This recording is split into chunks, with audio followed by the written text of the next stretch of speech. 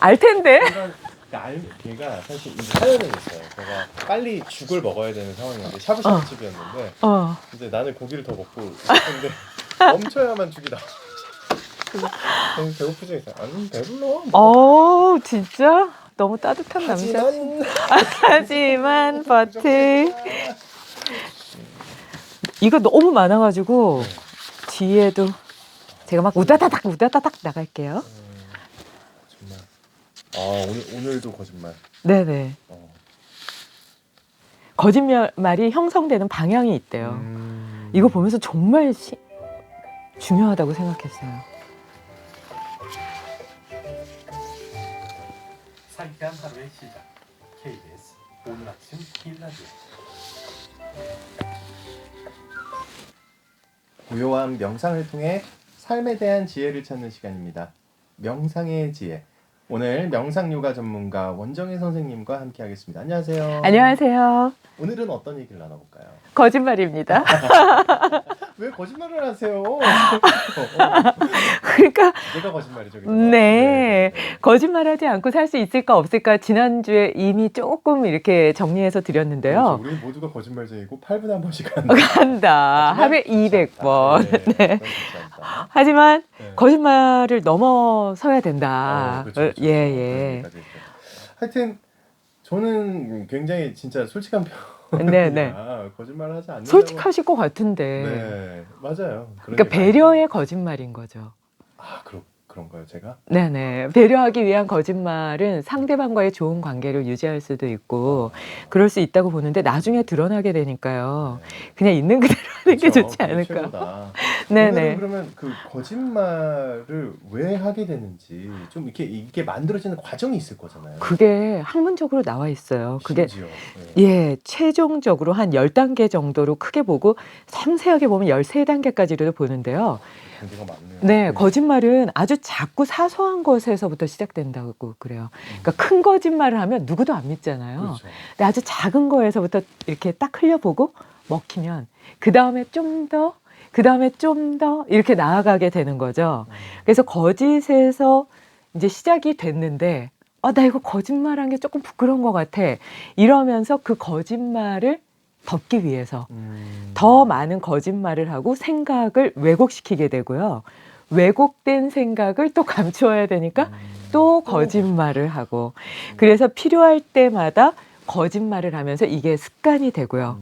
습관이 되고 나면 이게 무의식적으로요. 이 거짓말을 진짜 믿는데요. 우리 사회적으로도 굉장히 문제가 됐던 나 이거 학력 정말 이래요라고 나왔는데 나중에 열고 많았잖아요. 보니까 정말 많았죠. 근데 정말 많은 분들이 다 나 그걸 믿고 살았다. 그러니까 그거를 계속 반복해서 말하면서 나 정말 좋은 대학 나왔어. 거짓말한 사람이 네네. 그 상황을 믿는 거예요.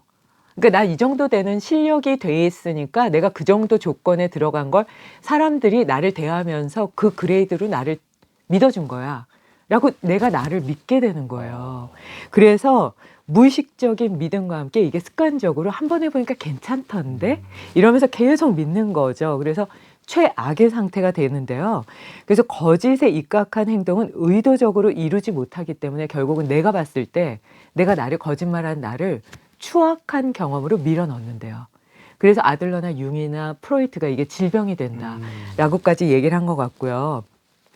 근데 이제 거짓말이 성공을 하게 되면 이걸 미안해하거나 죄의식을 갖는 게 아니라 교만해지고 거기다 우월의식까지. 속이니까 되네 뭐. 한번 해봐. 이렇게 되면서 이제 사기까지 치게 되고 이렇게 되는데요. 이게 진정한 성공이 아니다 보니까 항상 두려움에 떨게 되고 사실은 뒤에서는 네네 불안하고 초조한 마음이 있다 보니까 이게 이제 항상 내 삶 자체가 이게 흔들리는 그런 부분이 되고요. 속임수에 사람들이 넘어간 걸 보면서 저 사람들 어리석어 이렇게 착각하면서 그 다음 단계가 위험한데요. 난 뭐든지 원하는 걸 할 수 있어. 거짓말로 모든 걸 다 세울 수 있어. 그러니까 하기도 막 거짓말을 할 정도로 그냥 나는 다 해. 그러니까 그 말이 맞는 것 같은 게 그런 분들이 심지어 책을 내고 맞아요. 거기다가 또 남겨놓잖아요. 그 가짜 능력을. 네네. 그러니까 말로 하고만 다녔으면은 확인할 길이 없으니까 그냥 그런가 보다 할 텐데 활자화되면 우리의 그러니까요. 믿음은 몇 배가 더 커진다고 해요. 그러니까 대단한 어떤 그쵸. 자기 그 기만이. 심장이 거의 철벽인 거죠. 신기하네요. 얘기 듣다 보니까. 그쵸. 네. 그러다가 최종 단계로 가면 이게 정말 위험한 단계가 되는데요. 나는 절대자도 조작해낼 수 있어. 네. 지금 우리 사람들이 믿고 있는 그런 종교 그 사람들보다 내가 네. 넘어서 이러면서 사이비 종교가 맞네요. 만들어진다고 해요. 맞네요. 그러면서 이게 이제 개인 시스템뿐 아니라 사회 시스템과 국가 시스템을 무너뜨리게 하면서 정말 지옥 같은 상황을 만들게 된다고 합니다. 혹시 요가적으로는 네. 이런 상황이나 상태를 어떻게 보나요? 이게 이제 거짓말을 하지 않고 정직하지 못한 그런 상태에서 상대방을 대하는 건 그 밑에까지 보면 상대방에 대한 어떤 무시잖아요. 네. 그러니까 저 사람은 내가 거짓말해도 모를 거야 라고 믿는 거기 때문에 공격이라고 봐요. 공격이다. 네. 그래서 까르마 요가에서 보면 악업이 쌓이기 시작한다. 그러니까 상대방을 무시하는 거기 때문에요. 그리고 거짓말을 하는 거는 양설을 하는 거잖아요. 양쪽으로 이쪽과 저쪽이 다르게 얘기하는 네. 거기 때문에 그러면은 이제 구업이 또 쌓이게 되고 구업이 뭐예요? 말로 하는. 말로 하는. 네, 그래서 모든 그 성경책, 불경책 무슨 뭔가 이렇게 살아야 돼 하는 책에 보면 거짓말하지 말아라가 네. 이게 업이 그냥 쌓이는 정도가 아니라 거의 끝이 안 보일 정도로, 그러니까 혀가 그냥 칼이라고 하잖아요. 그렇게 되는 것 같아요. 그래서 고민 없이 말하면서 또 이런 경우도 이것도 또 안 좋다 그래요. 고민 없이 말하면서 거짓말하지 말라 그랬거든. 나 솔직하게 얘기할 거야. 이러면서 그리고 거짓말하면. 거짓말하면 그렇죠. 더 문제가 되고요. 거기다가 그냥 정말 있는 그대로 얘기한다고 하면서 걸러지지 않은 내 욕구나 욕망과 감정을 이건 진짜 솔직해라고 얘기하면서 하지 말아야 될 말과 행동을 하는 것. 이건 거짓말은 아니지만 사실은 욕구나 욕망은 뜬구름 같아서 보이긴 하지만 잡을 수 없다고 하거든요. 그걸 상대방에게 쏟아내는 것도 이것도 또 다른 악업이라고 봅니다. 그래서 요가적으로 보면 아주 작은 거짓말도 하늘에서 듣고 땅에서 알기 때문에 절대 하지 말아라라고 하는데요. 여기에 대한 그 히말라야 성자들이라는 아주 두꺼운 벽돌 같은 책이 있어요. 거기 한 몇 장이 나오는 내용이 있는데요. 수아미 라마라는 분이 이제 그 글을 써주셨는데 인도가 그렇게 그러니까 기차 타는 역, 네. 그 역장부터 시작해서 그쪽이 그렇게 많이 뇌물을 받는데요. 왜요? 거기가 이제 좀 많이 문제가 좀 많이 있나 봐요. 근데 이제 거기에 역장인 어떤 분이 바바지라고 크게 깨달은 아주 유명한 분인데 그분한테 가서 물어봤대요. 역장인데. 네. 역장인데 역장님. 예, 그 이제 뇌물이 성성하게 이어지는 그런 공간에 사는 그 사람이 나도 수행을 하고 싶다. 그래서 당신이 유명하니 나에게 좋은 방법을 알려달라 했더니 3개월 동안 거짓말하지 말아라 라고 얘기를 했어요. 근데 거짓말을 안 하다 보니까 같이 있는 사람들이 이 사람 때문에 뇌물을 못 받으니까 이 사람을 공격해서 소송을 걸고 법정에 가게 됐어요. 그게 13일인가 15일 만에 일어난 일이에요.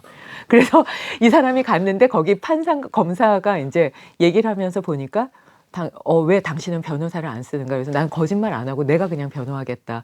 그래서 내가 그냥 이게 깜빵에 가도 난 상관없다라고 하니까 그게 왜 그렇게 하냐 그랬더니 나는 내 수행 스승과 약속했다 그랬더니 그 사람이 물은 거예요. 스승이 누구냐? 그랬더니 바바지다. 그랬더니 나의 스승이기도 하다. 이러면서 얘기를 하면서 당신은 거짓말을 하지 않았군요 하고 그 사람을 풀어줘요. 그리고 나서 3달 안에 모든 식구들까지 떠나요. 이제 직장도 잃고 돈도 없고 모든 사람들이 쟤는 거짓말 안 하니까 쟤랑 뭔가 획책도 안 되고 책략도 안 되니 쟤랑은 어떻게 사회적인 관계가 안 돼 이래서 완전히 고립돼 버리고 가족들도 다 떠나버리는 거예요. 생계 유지가 안 되니까. 근데 3개월이 지난 후에 갑자기 전보가 와요. 유산이 전달이 된 거예요. 유산? 네. 그래서 이 사람이 정말 큰 돈을 갖게 됐는데 알고 보니까 되게 부잣집 아들이었거든요. 네네.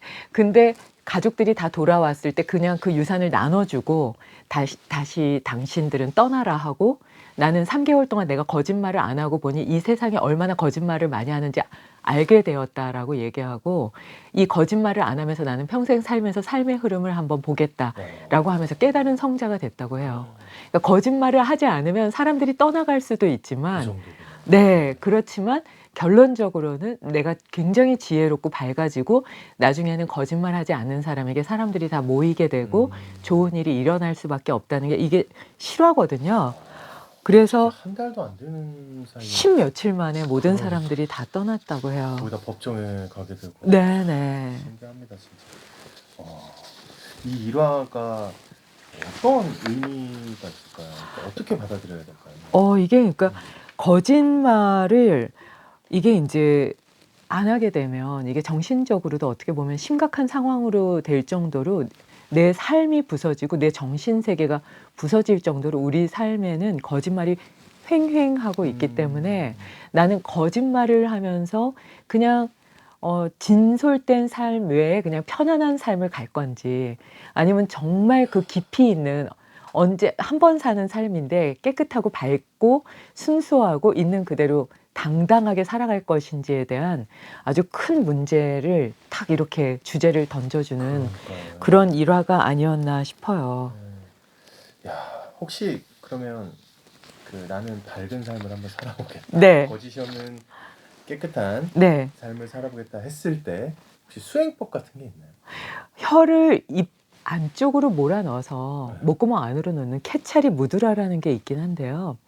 내가 이거를 욕구를 만족시킨다거나 거짓말을 안 하고 상대방과 당당히 나가야 되는데 내가 지금 이 두려움을 참지 못한다. 거짓말을 했을 때 이 상황을 참지 못한다 했을 때는 그냥 혀를 목구멍 안에 몰아넣고 말을 아예 하지 않는 그냥 침묵의 상태로 가는 것도 하나의 요가적인 방법으로 볼 수가 있고요. 그리고 언제나 그 솔직한 게 내가 상대방이 나에게 솔직하게 대했을 때 나도 그 사람을 믿게 되듯 내가 솔직하게 대하면 상대방도 나를 솔직하게 대할 거라는 어떤 믿음을 갖고 상대를 대할 수 있다면 그렇다면 거짓말의 많은 부분을 덜어내고 당당하게 살아갈 수 있을 것 같습니다. 알겠습니다. 오늘 명상이제 거짓말의 의미에 대해서 생각해보는 시간이었습니다. 지금까지 명상 요가 전문가 원정혜 선생님과 함께했습니다. 오늘 말씀 감사합니다. 감사합니다. 대박인 게